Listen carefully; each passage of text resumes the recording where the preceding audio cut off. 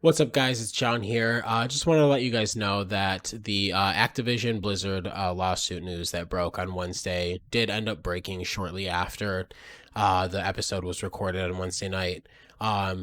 This is not something that John and I would gloss over. We take things like this very seriously, and we stand firmly against that. Everything that's been happening there. So did just want to let you guys know that that's not something we glossed over or anything like that.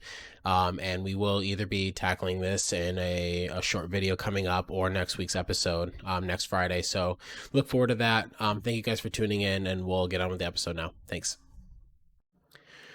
What is up, kings and queens of the video game world, and welcome to the John Squared Gaming Show, episode 6. I am one of your hosts, John T, and normally joining me is another man named John. He will be joining us shortly. But he's got some other things to take care of right now.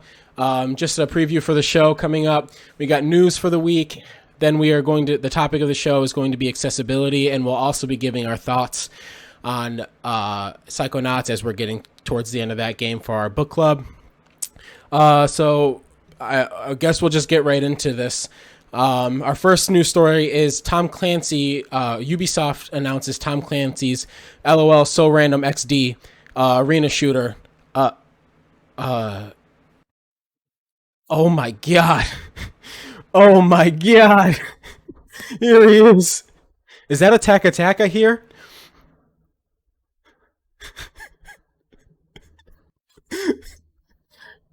Oh no! Shouldn't have done all the buttons. Yeah, you could have done 3 for just. You gotta commit to the bit.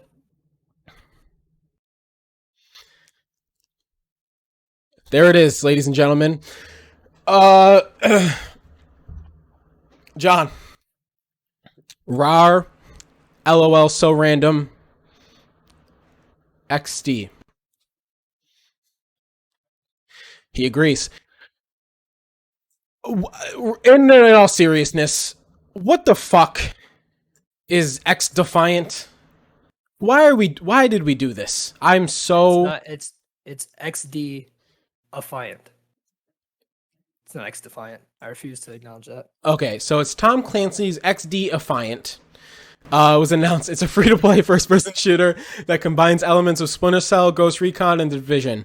Basically, so they dropped a trailer for this. It looked very like Call of Duty-esque. The pacing, it's a 6v6, but you have abilities and stuff. And they showed very brief stuff. There's different operators with different powers and all this whatnot. It really isn't that crazy, not that big of a deal, but yeah. That was announced the other day, and I can never get behind the name. It's not too late to change the name, but that's what we're going with for right now. Do you have any thoughts on this, John? Dude, it's such a bad name. It's a bad name, and the game is like probably 3-4 years too late. Yeah, this like weird. I kind of like, I get what they're going for style wise. Like, it's this like, I don't know if you'd heard of the game like Rage 2. It's just like super punk neon. Like, I get the style, and I don't hate it. I hate the name, but I'm at least interested in checking it out. I will say something that like a theme that we had last week, talking about Battlefield. I'm way more interested in trying something like this, free to play, than I am paying full price for a Battlefield game that I don't know if it is good. So I'll give it that. I at least am putting it on my radar. I'm definitely not paying $70 for this either. No, this is free. This is free to play. Yeah, and that's okay. We're done with the story now, please. Yes, we're very much done. Holy shit. Okay. Jesus Christ. Next up, for those of you who don't know, that actually was John's. This whole get up actually is I don't know what year it ended in school. Like time is Well, what year are we in now? 2021. 2021? Yeah, Yeah. I'd say it probably ended around 2020. That Right is around I stopped dressing like that, and then a pandemic hit. So I don't know if the two are related or not. next up on the news report. Steam Valve announced the portable PC console. It is called the Steam Deck. Also on the same day, the Stream Deck was announced from Elgato. That I mean they could have communicated with each other, let each other know that this was going on, maybe to wait, but one of the two ended up, I think it was the Steam Deck, ended up like they said, oh, we're gonna release it. You pay $4 for like a place in line, basically, and then right. you're good. And then scalpers got it and are now selling it for $1,000, like the pre-orders for $1,000. Right. They don't even actually have it yet. If my understanding is they are just reserved in line. I'm pulling from Polygon. It's Ryan Gilliam and Samit Sarkar. I apologize once again if I botch your name. I botch most things in my life, so don't take it personal if you ever hear this. So, the Steam Deck is a new handheld device from Valve for playing PC games on the go. The company announced last Thursday, the Nintendo Switch-like device is set for release in December, starting at $399. That, when you look at some of the internals, built on like art. Go ahead. It's like a mini gaming PC, isn't it? Like it's a starter gaming PC. Yeah, it's basically a lot of people are saying it's the equivalent of what the PS4 and Xbox One's power is. It is a 7-inch screen. I think it's 800p resolution. So about what the Switch is. Inside the Steam Deck boasts an accelerated processing APU built by AMD, not NVIDIA, who NVIDIA has the custom chip for the Switch, so they went with AMD. The CPU is based on the company's Zen 2 microarchitecture and tops out at 3.5 gigahertz. That's kind of impressive for a micro, something in a portable. Like, that just shits all over the Switch's CPU. The GPU... go ahead. From everything I've heard, this is basically like in contrast to what the Switch just did with the OLED Switch, and then this, it's not even close. Right. A lot of people were... I mean, the jokes were like writing themselves essentially about it. That Nintendo wasn't going to make the Switch Pro, so Valve did it for them. The GPU contains 8 RDNA 2 compute units running at up to 1.6 gigahertz. This the RDNA 2 architecture is what the PS5 and Xbox Series consoles run. Obviously, this GPU is not the same equivalent of an Xbox Series X, not even an Xbox Series S, but it's more up to date, which is so it has advantages over a PS4 or an Xbox One. And then also 16 gigs of RAM, which is also way more than the Switch has and way more than most people's laptops. This kind of shocked me because when you see a lot of these portable systems, the RAM, like a lot of them have 4 to 8. I think the Switch has 4. I'm almost positive that's the number for it. Which something that I really don't know much about game development, but one thing I do know from any like interviews that I've watched with game developers is the one thing they ask for is more RAM. That is like they beg for of anything else, just more RAM. So I mean that's one of the major limitations for the Switch. So yeah, like I said, 7-inch screen LCD display. It's going to be running at 720p resolution. So, the base one starts at $399. for 64 gigs of storage, which running PC games, that just this isn't something that I don't think I'm going to buy. I mean, if this comes out and it is like I don't know, if it really is a game changer, then it's something I could consider. If I do, I would have to go with the next model up, at least at $529, 256 gigabyte NVMe SSD, which is the most modern. That's like the fastest storage that you have available. That's going to dramatically increase load times and stuff like that. And then the next size up is 512 gigabytes at $649, which, you know, maybe overkill, but something that came out earlier this week was that you are not going to be able to upgrade storage. Oh, So okay. So I thought I heard that you could buy a micro SD for them, yes, you just So, I can't mean, you upgrade the the internal storage, right. right? But you can have something to save more games too, which I mean, so now you you can get Game Pass on it. So now you're paying basically $400 for a. I don't want it because it's not a Microsoft product, but it is the essentially the Game Pass or not? Yeah, the Game Pass or the Microsoft equivalent to the Switch. Yeah, so it is not it doesn't have Windows launched or installed on it. You can install Windows on it. Yeah, But it is a Linux, I believe. It's a custom software that is just running Steam games, but they said that it's going to be it's just going to be a PC. You can install Windows on it if you want, which I think the kind of people that this is targeted towards are that might be something that most people do, I think, at least. yeah. I think this is really cool though. Even if I don't end up buying this, I think this is such a cool thing, something that the industry needs. Where I can't see it being a true competitor to the Switch, just because a lot of people PC gaming for a lot of people is intimidating, and the Nintendo Switch has such a wider audience. Like, I mean, like no family, like no.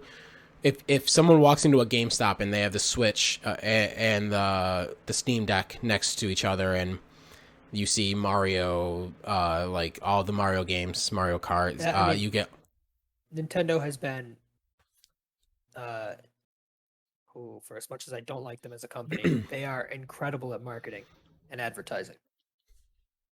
no other video game company is getting away with selling a 10-plus-year-old game for $60, with hardly any changes to it. So, and And yeah, Skyward Sword is what I'm referring to, and that game is going to sell, if I had to I guess, mean, at least 3 million copies. you could have said Mario 64 too. That whole bundle, it's the same thing. Yeah, I don't know. They just keep getting away with it. I'm I can't even really talk shit because I'm part of the reason they get away with it. Um, I'm Sucks. gonna go ahead and assume that you're not like even considering this, What? the Steam Deck. Oh, actually, a little bit. Wow. I'm very interested in it. Right now, I would have to guess that games are going to be running, since it's at 720. A handful of games might run at 60 frames per second, but we're going to be looking at a lot in the like 45 and then down to 30. Like, I don't know how future proof this is. I'm going to be really interested to see when this comes out how it handles modern games. Yeah. This is something that I also definitely have my eyes on. And I'm just excited that it's a thing. It's really cool for the industry, in my opinion. Yeah. Which I mean, it's it's I hate the word intriguing, but it is. I mean, it's it's something that I'm interested to see in like Fascinating. how it okay. Well, I didn't think I deserved that, but Indeed. I I'm gonna go back to seeing John. I've had enough. Uh, I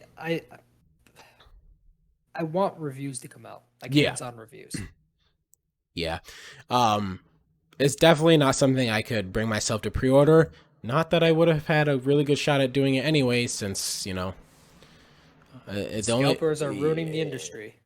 I mean, that's just kind of the way shit goes these days.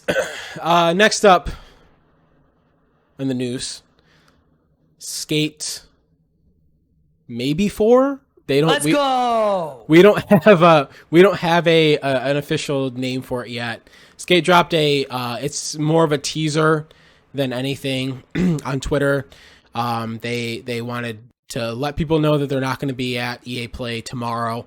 But they showed just a teaser full of like influencers and skaters kind of talking about the game. It was kind of cool where they were like, these people have seen gameplay, and then like no one will tell anybody about like what it is. But one thing that this so full disclosure, I've never played a skate game in my life.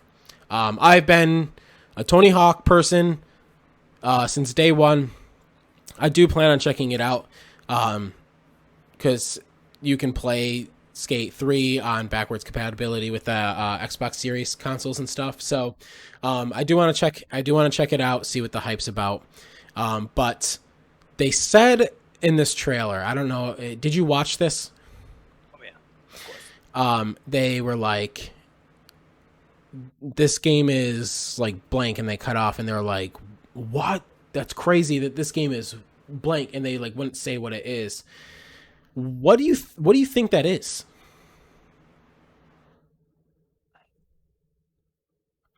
I don't know. Like I genuinely don't know what to even. I heard that someone said it was open world during the trailer, like the teaser, which the other one is too. Like that's how the franchise has been. But maybe they're bringing back that thing that Tony Hawk's Wasteland had, like the skateboard. Maybe that's what they mean. No, thanks. I'll take that. I'll fucking break both my ankles playing on that. Are you kidding me? A part of me thinks it could be free to play. Did you freeze again? Oh. I must have. Oh yeah, you did. Your audio's still here. Oh, you're back. Okay. Yeah, God, that would be incredible. Really? Because that would turn me off to it. Really? If it's free to play, we can assume there's going to be mounds of microtransactions in there, which probably is the case, I guess, anyways. But so my thought is it's not like Tony Hawk where you have to up your skill set and stuff. You start off with your skill set. So you wouldn't have to worry about that. It might just be like a Fortnite thing with cosmetics. And if that's the case, I mean, and this is one of those games where to me it doesn't matter. It's not going to affect the gameplay. I just don't trust EA enough to think that. If this, the scary part of this is it becoming you can buy points to upgrade your skills and stuff, and then you have certain people paying to win. I don't even, is there competitions and stuff? Like, I don't really know. Like, there are competitions in the game, but they're like against AI. I would assume that this one they're going to do multiplayer. Right. And I don't see a way in which pay to play upgrade for like your player works with this game. Like when you play Skate 3, I think you'll understand a little bit like more what I'm trying to like. You understand what I'm trying to say better because it's not like Tony Hawk at all. You're basically just a dude or a woman also a dude, uh, thrown into this world who skateboards, and that's it. And then you skateboard. There aren't there are missions and there are stuff like that. Like there's a story, but it's not. Yeah, I don't know it. And obviously this is just they didn't actually confirm any of this. This is speculation, but the plus side to this would be potentially like does this have like different levels, or it's all just one big world? Not one big world. You are just in. It's like the city of. It's not LA. It's just a big city, and you can skate at different. Like think of every map from a Tony Hawk game. Like actually, just think Project 8. You know how you're in a big open world? Yeah. It's that basically, except a more like realistic kind of city. Are we getting skate battle royale? Please no, dude. Okay, I don't know much about skate or whatever. I would be interested in a Tony Hawk battle royale. What, do you kickflip to get people out? I mean, like every like minute, people who have the lowest score drop off, and then like say it's like 50 people, and like every minute, or maybe even less, 30 seconds. A minute would take a long time for a game to go by. Whoever like the lowest 5 people or something get kicked, or like they're done. I don't know. I would be interested just because I love Tony Hawk, obviously. I want battle royales to die out. I've had enough of them. Fair enough. Anything else to say about Skate other than Let's Go? It's my most anticipated game of the next couple years. Yeah, when do you think this is dropping? Probably next spring. Next fall. Yeah. If they don't even have gameplay that they trust putting out to the public yet, then yeah. That's why I'm saying like I think it's 2023. Oh, really? Yeah, I don't think there's a chance this comes out next year. The way you said that, it made it sound like I was like I thought it was coming in this fall or something. Month. Yeah. No, I can't see this coming out until maybe summer of 2023. I hope not. Hasn't it already been like 2 years or a year? A year since they announced it. January is when they put the team together. They said in the video. So it only started this year. So okay, I missed that part. But so before I don't know much about it, but I was thinking if it was free to play, they could start by giving a little piece of the game and then through like a couple months later release more part of the map or something like that. I don't know how that would even work, but that's the only other plus side is that we would get it sooner potentially. But yeah, I don't know shit about fuck when it comes to Skate, so I won't pretend that I do. Well, that's not true. It's not the one thing. I want all games to take their time. Yes. This one I want to be perfect. I don't want this to be like another EA bust. I can't. Yeah. I couldn't handle that mentally, especially for this franchise. Next up, Nintendo says no new Switch is being planned. They have no plans, they say. This is from Games Radar. Hiron Cryer, our friend Cryer again. Nintendo has denied reports of another planned Switch revision, as well as reports claiming wide profit margins for the Switch OLED model. Now, the whole reason this was kind of weird for them to even bring up. So I believe it was Bloomberg came out saying that the OLED model of the Switch only costs $10 more to make than the original Switch, making the profit margin $40 more since they're charging $50 total. Yeah, so it's just Nintendo being Nintendo. Nintendo came out and they denied that. They said that they had no increased profit margin over the new Switch. Um, Cryer writes that it's highly out of the ordinary for Nintendo to comment on speculative, unconfirmed reports. That's why it was so weird that they even That like makes it sound like they're wrong and they're trying to save face in some way because this is such a slap in the face and people didn't want this. They wanted the Switch Pro. yeah, well, so there still are like talks of the Switch. Like a lot of people who said that this Switch was going to be the Switch Pro are still saying next year is going to be a actual Switch Pro with a new chip in it and all that stuff. Cryer writes more. Additionally, there have been rumors circulating that Nintendo has another Switch revision planned. One analyst speaking in a report published last week speculated that ongoing global chip shortage could have pushed Nintendo to produce the Switch OLED model. That is something that I that came across my mind where they're thinking this was supposed to be the Switch Pro, but they don't have the means to get the new upgraded chip from Nvidia, so they're like, well, we have all these OLED pieces. Why don't we just smack the OLED on it and then call this the Switch OLED? But why? That's a cash grab. Just wait. No one's asking, like, no one's really begging for a new Switch. It's this idea that, like, well, we need to put something out now so we can try to make money.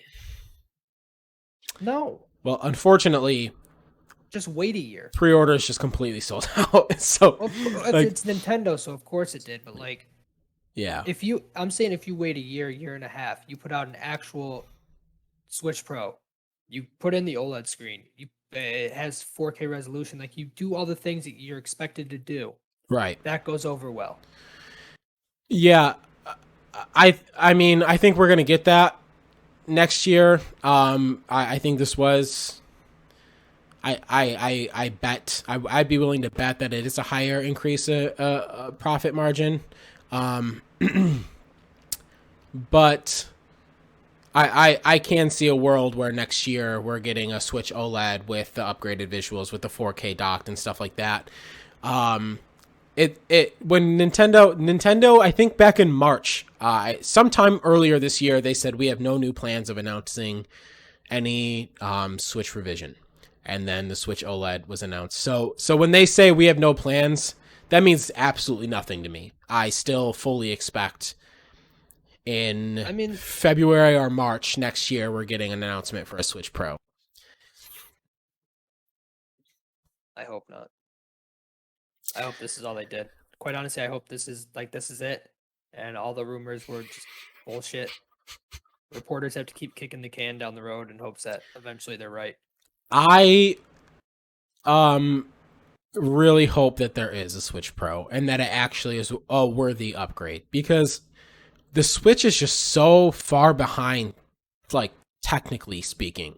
Yeah. You can't even it doesn't even have Bluetooth. You have to have a dongle for that. Like, it's so like it's trash because Nintendo is trash. They don't actually care about those that give them money. They just care about the money. This show needed you.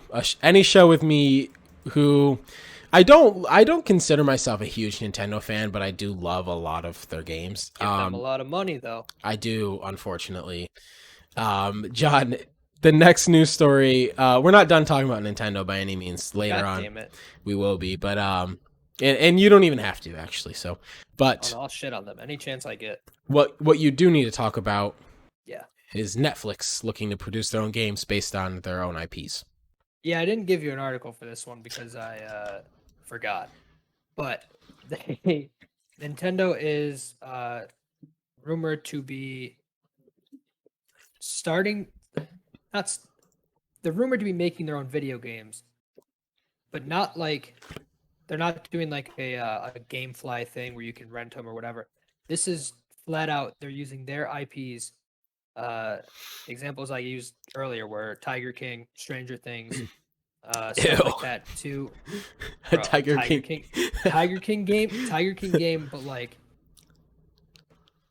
The Sims, where you just get to live Tiger his life. King Battle Royale. I'm sorry. Go ahead. I hate it here. Go ahead. Yeah, so they're gonna use their own IPOs and make games out of them. Uh, and the big thing for me is like, it seems weird because like the timing of it, because Hmm. they're making an Assassin's Creed series. They're making a um oh, what was the other one? Resident Evil, Resident Evil. That's it. They're making two movies for that, and they're doing a TV one other show, game that I can't think of. The Witcher. Yeah, but not even that. There was another one that they're doing an animated series for, and it just seems like weird timing to say, yeah, now we're going to use our own IPs and make our own video games separate from these things where we're licensing them to make content. Hmm. Yeah, I'm just really curious as to how this is even going to work. Because if you remember back when Netflix first started, they did rent out video games. Yeah. You could go up to the any kiosk or whatever or online, you can order and they would ship it to you. I never used that personally, but what is this going to look like? I could see Excuse it me. being an app on like consoles, or No way. maybe not. Oh no, because Sony definitely won't do it. Nintendo Microsoft might. either. Microsoft might for the gamers. But I either that or like an actual, you have to buy like a separate controller. And Or a Bluetooth controller with a supported exactly. device. Yeah. Like how And then you am just like is it going to be streaming them or that's what I was like just gonna say. yeah. Yeah, it's like a not a smart TV, but a TV with Netflix on it. You can, as long as it's like, oh yeah, I guess a smart TV, Yeah, you can stream it right to that. But even that, I mean, I feel like the quality won't be great. I think you'd be surprised. And this is if they're just now announcing this, we probably won't be seeing any games for them until like 2024 or 2020, like late 2023. Where we look now and like we're still in the really early stages of streaming games and stuff. We I by then I think by the end of this year and especially by the end of next year, this is going to make a lot more sense. I think when Xbox releases their Xbox Game Pass app, the X Cloud or cloud streaming app, and this becomes way more mainstream, like streaming games. I think this is going to make a lot more sense. It's just right now we're looking at this, and they obviously don't have a lot of details just yet. But I think that it could just be integrated into Netflix, almost just like you're going to be going down. It's going to be like TV shows, movies, video games. You go down there, you have a Bluetooth controller, and you just run it off of some cloud-based service or something like that. Which I mean, I could see. I mean, my thing is with the way, because like maybe it's just me, but like my Netflix is shit. It has to, like, it kicks me out all the time. Hmm. It has a hard time actually streaming stuff. So streaming actual video games seems like it is uh going to be a headache. Yeah, I think it's going to be like in a couple years, hopefully we get to a point where like most devices that are being like used to stream Netflix and stuff like that are better. Yeah. Because a lot of the problems, even on my LG OLED that I paid over $1,000 for, the Oh, humble internet, brag. the internet on that. Well, I'm saying just to make this point, the internet capabilities on that thing suck to the point where I needed another device. I bought an Apple TV. I don't even use the smart features on my OLED because the internet speeds are so bad. Like I would click on something to start streaming and it would take a minute to even get to 1080p or 4K because the amount of internet that can be like the capabilities of it is so bad. And for paying that much money for a device, you would expect it to be good. So that's just where we are. You need to buy a premium device like an Apple TV, like the more expensive Rokus, like the Fire Sticks and stuff like that, to even get like decent internet capabilities. So My other thing is like, how much is this? Is this going to cost like another $15 monthly right, fee? Or right, like what? Because they keep raising their prices, and no one really understands why. Because they're not putting out like they're putting out shit content. yeah. For every one good show, there's 15 bad ones. So like, are they going to do the same thing with video games? Because at that point, it doesn't seem worth it. Yeah, and like I can't imagine. This is just the pessimist in me, I guess. I can't imagine any of these games being like Game of the Year contenders or anything like that, where it's like, God, I you need to have Netflix gaming because this game is on it. You know, like that. I could see them trying to work with like a Steam or something, but I couldn't. I don't. If they're just using their own IPs and trying to make video games off of like their content, Yeah, you're gonna end up with a lot of like when every movie used to have its own video game. right. It's just gonna be a lot of that, just garbage. Mm. I'm not talking about like Shrek 1 and Shrek 2 video games that accompanied those movies, Now but like those games the other ones. slapped. I still have them. I have them downstairs right now. That's our first live stream. Playing the Shrek games. Yeah, it's news that we're probably going to be hearing like a little bits and pieces about over the next couple years. It'll be interesting to see what it looks like, and maybe I'm wrong. Maybe they hired these studios and but like the track record of people who are like half assing video games is just not really that great. Like the Stadia already is almost like obsolete. So yeah. So we'll see with that. Next up, the last story actually came today.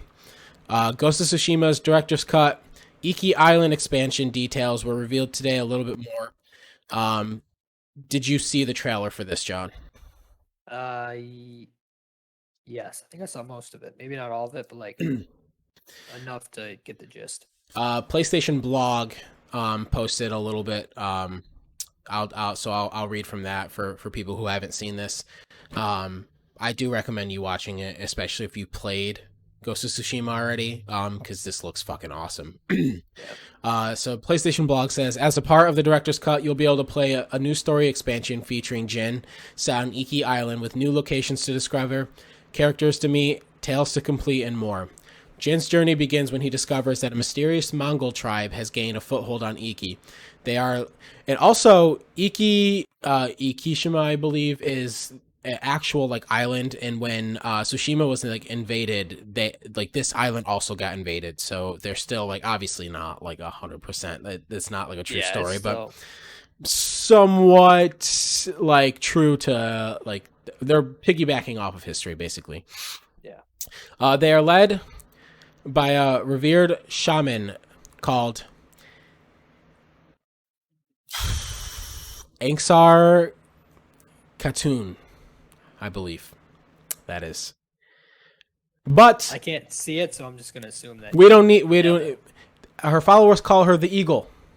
Oh, so okay, you could have just said that. Yeah. So automatically, being an eagle makes me want to kill you.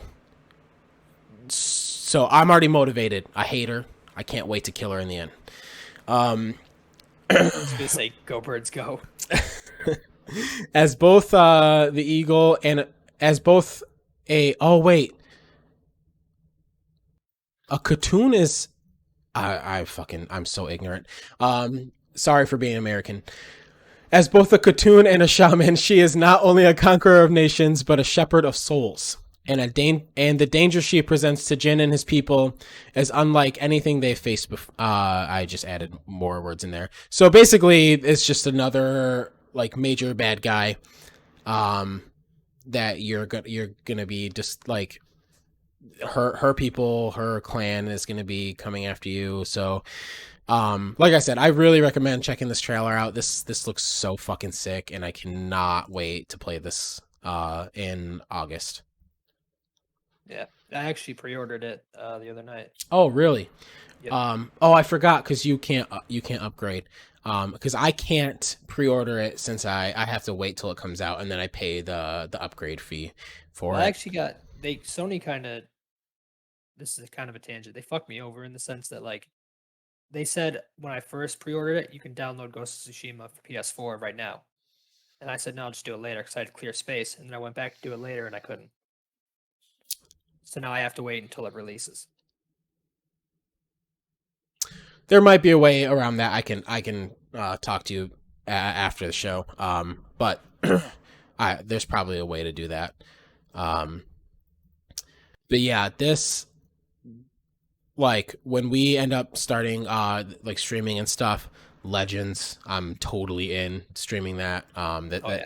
Because I've been waiting for someone to like want to play this with me, like the Legends content, and we only played what like one or two times. I'm so excited. I just the gameplay of this game is so addicting. It's so fun. When I played it, it's like it was one of those games where you just that's all you thought about. Like when you got done playing and you're at work, you're just like, oh god, I cannot fucking wait to get back Get home and play lost this. in it. Yeah, My whole thing seriously. is like I never finished the story because I didn't want to stop playing it, which is that's stupid, but Yeah, I'm really excited, and maybe we will get more Legends content when that yeah. time comes. Um, break. We're done with the news. Now let's talk about Psychonauts. Um, we played the next two worlds in Psychonauts. We only have two more left. It's sad our time is coming to an end. Not that we can't replay it or anything, and especially that we have Psychonauts 2. There was a new trailer for Psychonauts 2 that came out. People got to preview and stuff. A lot of people are saying it's really special so far. But yeah, so what have you thought about the next two worlds of Psychonauts? It's getting, at least maybe I didn't notice it as much in the beginning. It just seemed more like happy go lucky. It's getting more and more like uh real with like the people and Yeah. the problems they're facing. I I love it. The more I play it, the more I love it. Yeah. The two worlds that we played, Waterloo World and Black Velvetopia are the next two. Which Black Velvetopia was that bull was so frustrating. When you're Dude, trying to like peek out and get it, and oh my god. that is the first time when I was playing this game that I was like, I'm gonna turn this shit off because Really? it frustrated me a lot. Because I just felt like it wasn't fair. Like where something is hard for me, when something is hard, but I know that it's my fault. There were a lot of times where it was not my fault, and that really pisses me off. I was getting frustrated because I was sitting because when you sit on that ball, you can jump higher, and I was clearing the ball. Yeah, Like, right. You knew I was Yeah. clearing it, and then it would move you anyways. And say, Yeah. well, what the fuck? What was the point? The the wrestling matches that you had were really fun to me though. Like I just the stupid shit talk that they had before each match. One of them's like, you're gonna be dragging your ass out of here." He's talking to the dragon.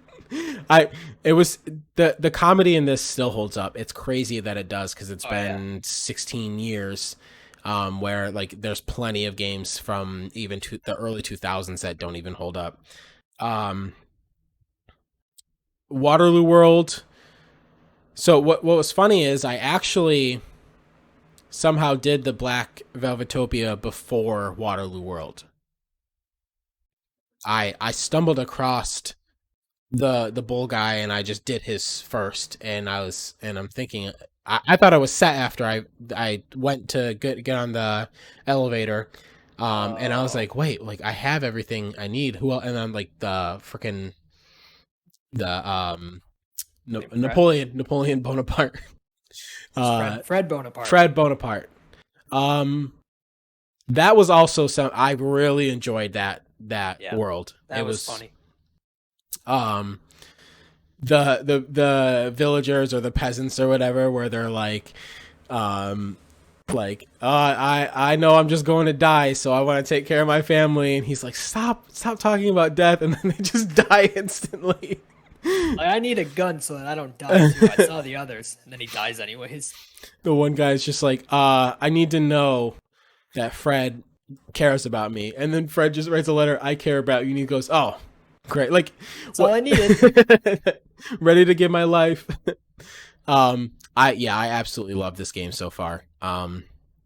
The when you find those like reels, and you like slide through like the stories and stuff, those are really fucking deep, actually. Like, Oh yeah, like when Fred losing his mind was awful. yeah, and even what's the bull's name? Like L. Oh, I forget. I forget it's his name. It's like it's not. Odio or something like Yeah, that. yeah. Um, like that one kind of resonated with me a little bit, where it's like not that I had like a certain thing in high school where it was like this person like where when emo John bullied me. No, it's just like when I graduated and stuff, and I was just like, God, like I didn't really like, you genuinely are the only friend that I kept from high school. Like, I don't fucking talk to anybody else from high school. Where and I would, and so like I felt like, damn, like I have nothing else to like bring from that. Like, I don't have like when you ever they play the fucking montage and the sad music.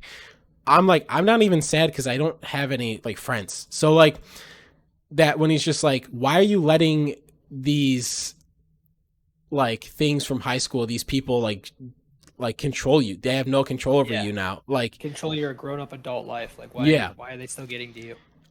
So I loved it. And this game is just, it's surprising me the more and more we go, and the gameplay gets a little deeper and deeper every time, and I'm really surprised. Um, I thought this would be a kids game where it like has some like adult like undertones, where like if you're a kid, you're just like, this is funny, but if you're an adult, you're like, oh, I get that's a dirty Yeah. joke or something. It's way beyond that. Like, this is, I feel like this is an adult game, honestly. um I can't imagine playing this when I was a kid. It probably would fuck me up a little bit. um so yeah, I'm excited. We'll be finishing this up next week and talking about our final results. Maybe giving it a score if that's what we want to do. Who knows? We haven't figured that part out. Right. And hold on one second.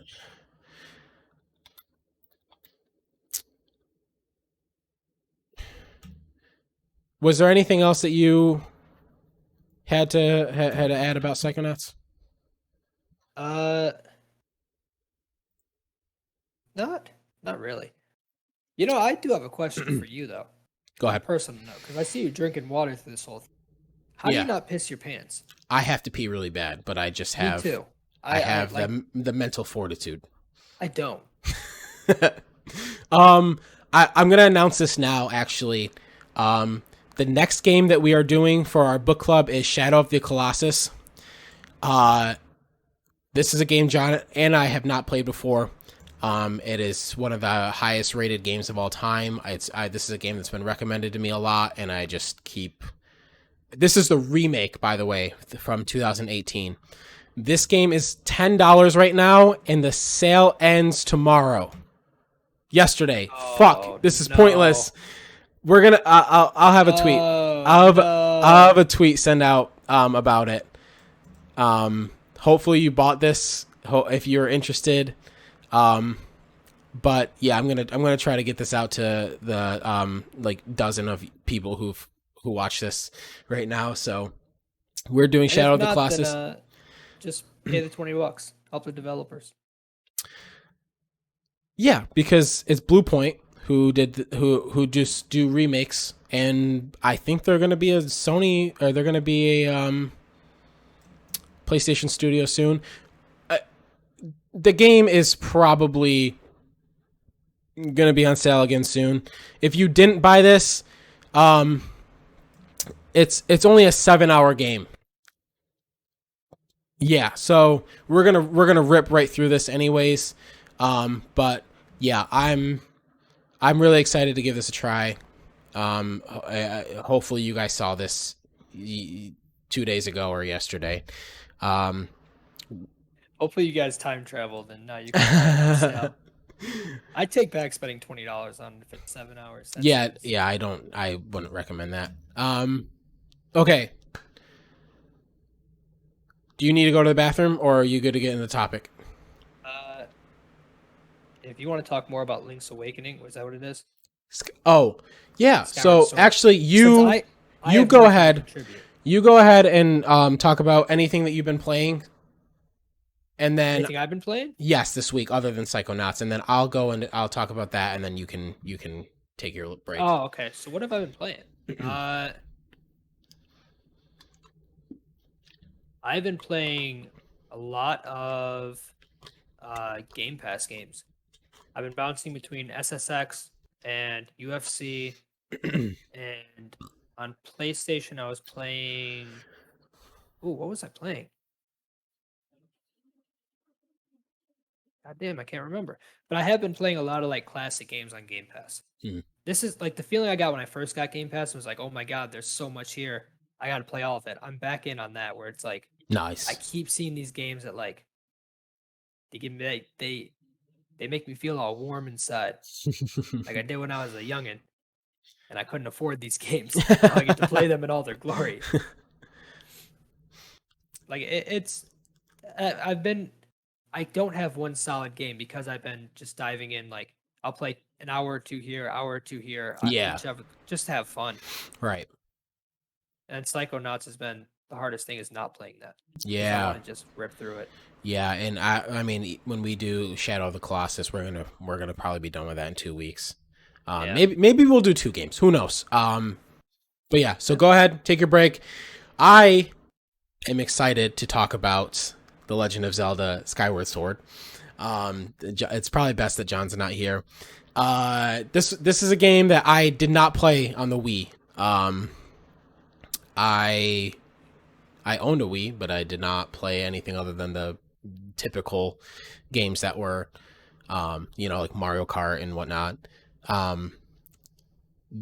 I also, my first Zelda game was Breath of the Wild in 2017. So that after I played Breath of the Wild, it was like what have I been missing this whole time? So I went through and I played like every 3D Zelda: Ocarina of Time, Majora's Mask, Wind Waker, Twilight Princess being my favorite.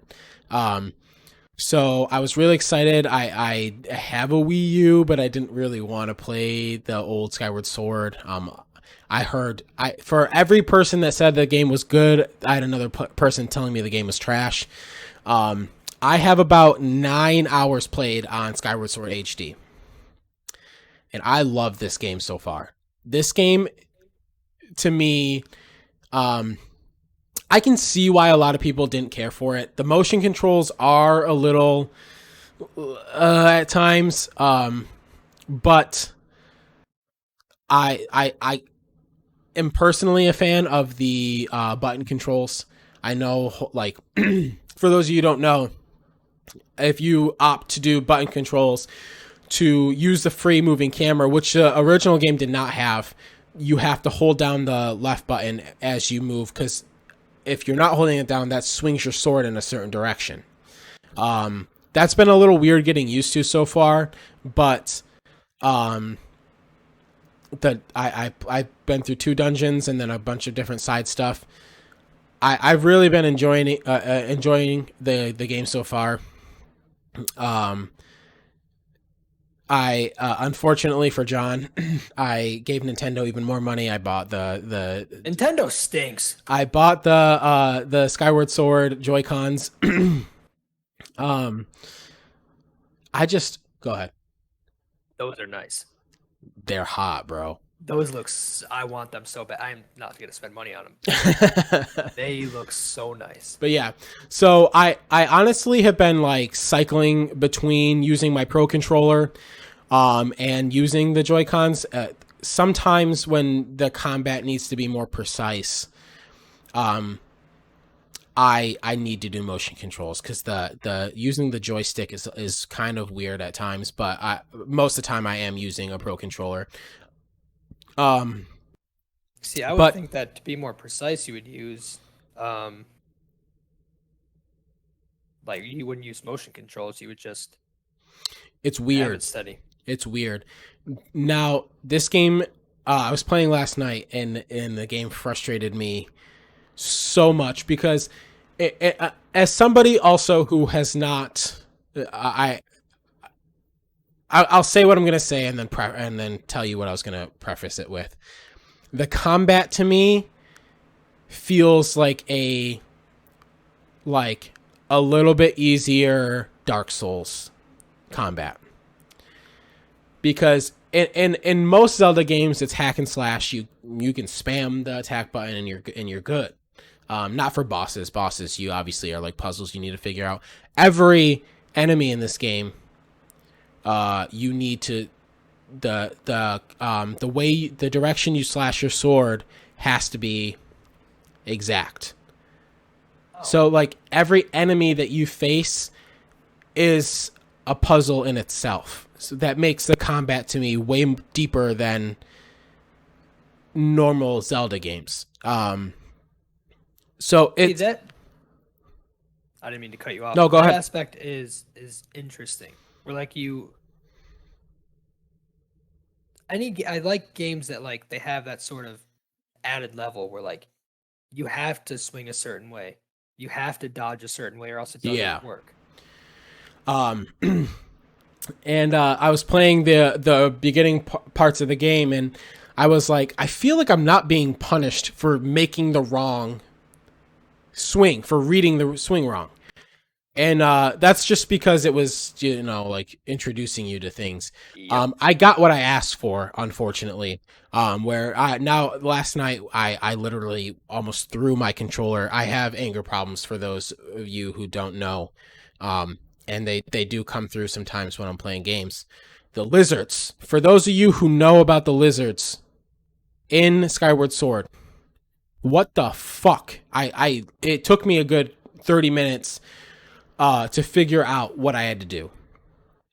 Once I figured it out, I got it, and now, but like I kept dying. I died like 5 times. I'm going through. I'm just like, what are these things? And if you swing wrong, they instantly counterattack and knock health off.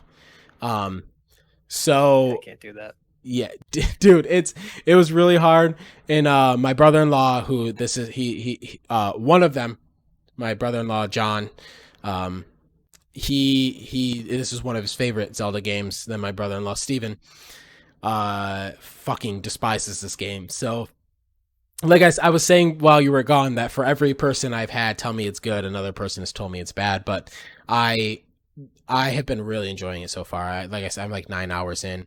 And honestly, I'm surprised how much I've been enjoying it. I shouldn't be, because the only Zelda game that I don't really care for is Wind Waker, and anyone who has anything to say about that can suck me.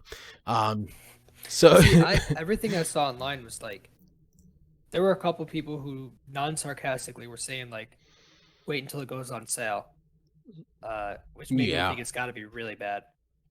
But like, there are other people saying like, what do you expect? Like, it's a 10-year-old game. Yeah, and that was, oh boy, we're gonna rehash it now. My issue with Mario 64 is you put out a 30-year-old game and made 0 changes to it, and then like, please give us money. There have been a couple of changes that improve the quality of life. I still think that the amiibo hiding or locking the fast travel behind the amiibo is kind of sleazy. But a lot of the changes that they've made, from what I hear, and like I said, I have not played the original. If you look at how long to beat for the original one, it's 38 and a half hours. Just with the changes that they've made for this one, it's like 32 hours. So just the dialogue being forced upon you, and every time you pick up an item, it would like tell you what it is again. And so they took all that stuff away. Yeah, but I've been enjoying myself a lot. Wait, so they make you buy a toy to get fast travel? Yes. Bro, come on. Yeah. Yeah, there's nothing else to really say about that other than it's just fucking sleazy. Before John gets too riled up, we're going to get into the topic of the show. Already an hour into the show. I cannot believe how quick this has gone. But Yeah. the topic of the show that I wanted to touch on was accessibility. Excuse me. What brought this up, the want to even talk about this, was a couple days ago. I saw an IGN article. A couple different outlets covered it, but I'm pulling from the Wesley LeBlanc article on IGN. There's an interview. It says in an interview with Axios, Rift Apart director, the game director for Rift Apart, Mike Daly, explained the team's thinking on difficulty. The team's thinking on difficulty had changed, in that the studio no longer felt the need to design games that were satisfying as a result of difficulty. Now, accessibility. When you think accessibility, you think like people who are disabled and making things easier for those individuals. Although like that is what accessibility is. Accessibility is a lot more that people don't realize. And like I need accessibility features like you do, and like casual gamers need accessibility. So we'll dive a little bit more into some other accessibility features for individuals who are disabled, but this got me thinking, and I wanted to bring this up for people who don't think about accessibility in this way. So the article from IGN says, this was from the interview with Mike Daly, the director. We have to sort of shed this conventional wisdom that games kind of need to be a hard ass for you to get satisfaction out of it. We no longer think about it like what will make the most elite players feel good about themselves. And we have to start thinking about it, what will enable everybody to have the experience they want to have. That is fucking huge to me. Like, yeah. Where you have these weird gatekeepers, when even like when we were talking about Returnal a few months ago, and them having a save feature, where you have these like weird people who, just because I want this experience and this is the experience that I need to have, everyone needs to do this. Like if I overcome this challenge, that everybody has to. It's just so like, and even to the extent of people like shaming people for finishing a game playing on easy. Like it's gotten to like that point, and that's just so corny to me. But that's the thing, is like, I feel like people take pride in it. Like, great, you stress yourself out for double the amount of time the game is supposed to last. Yeah, like good for you. Not everyone has that kind of time. Not everyone can do that for other reasons. That makes no sense to me. Not everybody even like when we're talking about a Souls game, Dark Souls, Demon Souls, Bloodborne. Not everybody even, and this is not my. Maybe it is. I don't fucking know. But not everybody has the what's the word I'm trying to use. I literally had it in my head and it went away when I was talking. They don't have the mobility. They don't have the motor function to even like respond to these especially faster pace or when you need to make a quick reaction reflexes. Like they don't have those. Yeah. They don't have that ability, and it's not something that is their fault. That's just how they are and who they are. And how are you gonna say just because you don't have that issue that you like that person who wants to play a Dark Souls game, they can't experience that because of the way that they were born or something that's happened to them in their life. So, but like I said, even bringing this down to an accessibility issue, I think of like my brother, who is I would consider a casual gamer, like someone who doesn't invest a lot of time into video games. And if I recommend a game to him, like The Last of Us, if I say, Zach, I want you to play The Last of Us Part 2, and he gets on and he plays at a normal or even a hard difficulty that I play on as someone who plays games like often, like you're gonna die a couple times. You're gonna be like, fuck this, I'm shutting this off. I'm not doing this. Yeah. They having these difficulty options where it's either like easier or even like you can set The Last of Us to even have like The Last of Us is like master class in accessibility. They if you look at the amount of features that they have, and Ubisoft actually does a lot too, but the Last of Us, I feel like really set the bar, and that really helped other games to start including these accessibility features in their games, where they have colorblind mode. They have the option to, if you can't see darker things, you can send out like a radar and it will highlight objects and stuff like that. You can turn down. Go ahead. I was even reading something earlier that like there are certain games that have like dyslexia subtitles specifically for people with dyslexia. Yeah. Which makes it much easier for them to read.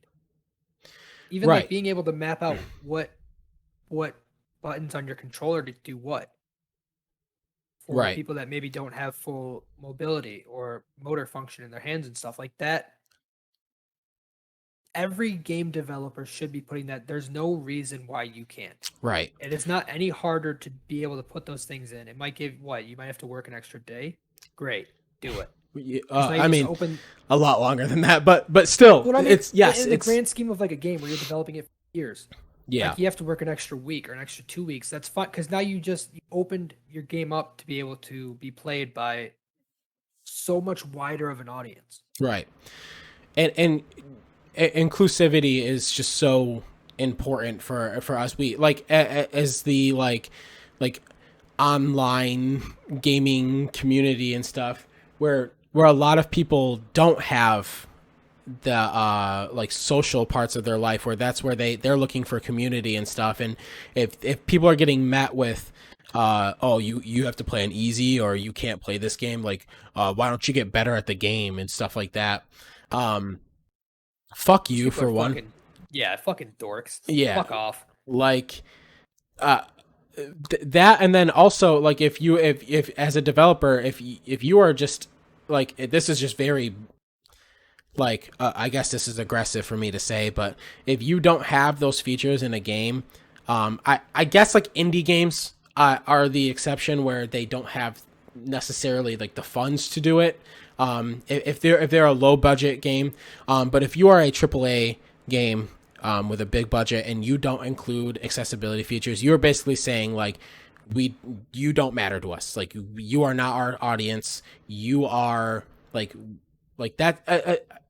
That it's like I said, it's like very like to those studios get fucked, because I mean like you have the funds, you have the staff that can do it, like you have all the tools right there. You're just not doing it because you're a fucking prick. To me, it's just like be better. Like and even with, I think a lot of indie studios, like they are better about it.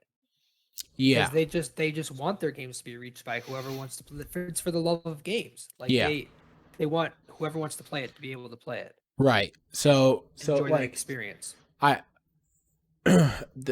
think that a lot of people overlook or under value accessibility. And at some point, as somebody who plans on playing video games his entire life, probably not to the extent I do now, who knows, but when I'm 50 or 60 or whatever and I want to play a video game and my motor function and my everything isn't as good as it is now, I want to be able to play. So like, everyone needs accessibility, and I don't think that's something that people realize. I think accessibility is super important, and it's something that people need to talk about. Alana Pierce has a accessibility game awards thing, and I think that is so fucking cool, where they give out awards for games that and have these accessibility features in them and stuff, and they recognize that. So that's really, I think that's really cool. We just need more of that in this community in general, and I just think it's super important, and for people, like, seriously, just because you experience something, and like for example, like Dark Souls, when people are like, you can't put an easy mode on it because then that diminishes the experience. Like, somebody else experiencing something that's a little bit different than you does not diminish your experience. Even I won't play Dark Souls. I like, genuinely, and I don't think I've ever told you this. I won't play it because I've heard about how hard it is. Yeah, it's like I'm not gonna stress myself out with that. Right, I mean, because that seems like the opposite of what I play games for. If you play games as a relaxation tool and like to escape, you don't want to be fucking miserable because you keep dying. Right. So Dark Souls is just not for you. But there is somebody out there with a disability who wants to play Dark Souls. Yeah. And they can't because Dark Souls is that's for pro gamers, and that's for people who are, so like the whole thought about even having this as a topic is just to try to bring some kind of like awareness to people who don't, and also just to keep the conversation alive about how important it is, you know, like I told you before, like I didn't really have that much to say about it, and like at someone who does what I do for a living, like obviously I consider people with disabilities and almost everything that I do. It's one of my, like, something that just I'm mindful of in general. And I've worked with people. I work with people every day that, like, they will ask me about games, and all they can do is watch games on like YouTube. And because they do not have the physical or mental ability to play them. But when you have a game like Ratchet, I believe it was Ratchet and Clank has one where you don't even take damage. It's just like you can go through the story. That's something that somebody with a low functioning brain can do. Like someone who is way more dependent and stuff on whatever, like that's something that, like, it still might be too hard, but at least for somebody out there, you have opened that door up. They can enjoy Ratchet and Clank and not have to worry about like the difficulty or dying and that frustration. You can still get through the game and stuff. So there's just different. With that being, go ahead. With that being said, I just wanted to shout out Able Gamers and what they've done to try to help. Whether it be from raising money to trying to keep that narrative, and that narrative is probably the wrong word, but keep this conversation going to help bring awareness and make it more, I guess, make it more known, like publicly or widely, that developers should be putting this stuff in, because there is a large community who wants to play these games who can't. Right. For people who don't know, there's a gamer who I believe he streams, but I see him often on the Kind of Funny games, like, shows sometimes. He's a content creator. He's blind. And so he has done a lot of like shows with Kind of Funny and talking about accessibility and stuff, and I think he's a really interesting person where you can get that kind of perspective, because like ultimately like I said, like accessibility is for everybody, but you and I don't really fall in that category who has a major disability that would impact their ability to play. Yeah. Like you and I are bad at Dark Souls because we're just bad at Dark Souls. Like we do have the ability to actually do it, but like even earlier today, Steve Saylor tweeted at Steve Saylor on Twitter. There's a game called Death's Door, which I'm super interested in. There's just too many games for me to play right now, but I am definitely playing this game at some point. He posted on Twitter him buying it and downloading it and just saying, I really, really hope I can play this. Like that, like, Yeah, that's awful. Consider people's feeling. Like that is not one that, like, yes, as one tweet, but that is representing a huge audience of people who, if they buy a game thinking like, God, I really hope that I can actually get through this. And if not, especially with like Sony, like if you bought a game on PlayStation and you couldn't play it, you're shut out of luck. You spent the money, it's already done. That brings up a point. I think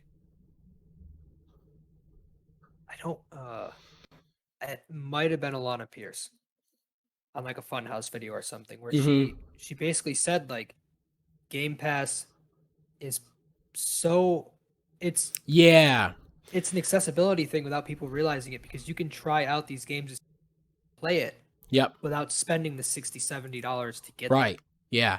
I was just going to make the same point. I agree. Like that's the beauty of Game Pass too, where you download it. Fuck, I can't play this. That sucks. Obviously that's that has to feel awful, but you just delete it and then go on to the next thing where hopefully you can play.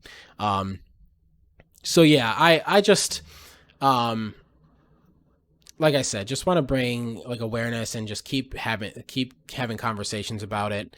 That's something that we, as a small, very, very small gaming, like even if this thing takes off, this is something that I stand behind and I get behind and I want to support. Yeah, that's really all I had to say about accessibility.